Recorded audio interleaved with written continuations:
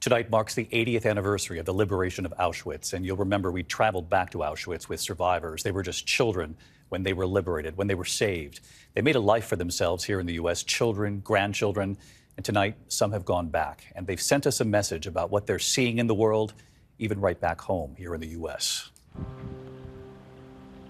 The sun rising this morning over the Auschwitz concentration camp in Poland. It was 80 years ago today, survivors were liberated, many of them children. And every year, fewer and fewer of them are still with us. It was 5 years ago we traveled back with survivors who made a life for themselves here in the U.S., among them Tova Friedman. Tova. Hi. We will never forget what Tova told us right there at Auschwitz, why she went back after 6 million Jews were killed in the Holocaust, more than 1 million at this camp. That we didn't forget them. That I remember the little girl going to the crematorium, and she wouldn't come back, that I played with. You remember them? You know, we remember. That's what it is. We remember. I remember walking in cold. It was Tova who wanted to go back to the crematorium. She wanted to offer a prayer that day to those who did not get to leave like she did. Tonight, she is now 86 and back in Poland. This time, world leaders listening to her story. Ukraine's President Zelensky, King Charles, all there today, as survivors, including Tova, urge the world not to forget.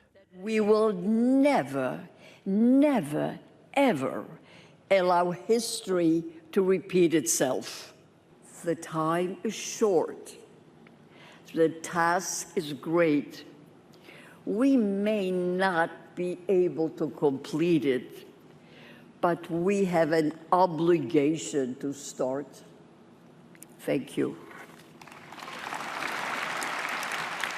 And on this Holocaust Remembrance Day, Tova sending us this message from overseas.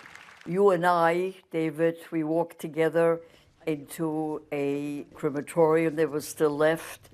In a year from now, in 2 years from now, in 5 years from now, there'll be nobody who will have the memory, who will be a witness. So I see my role as a witness.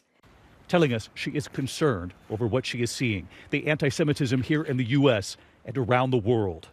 Anti-Semitism is rampant.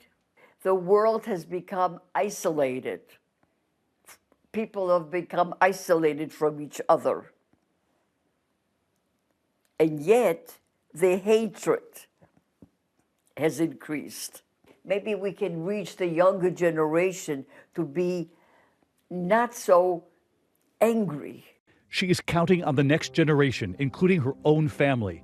It's why she felt it was important to take them in while we were there. It's like all the way.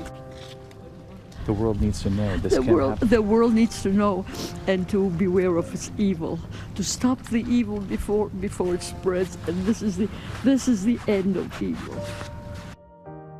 We will never forget that trip back to Auschwitz 5 years ago. And tonight, 5 years later now, Tova and the survivors urging the world not to forget.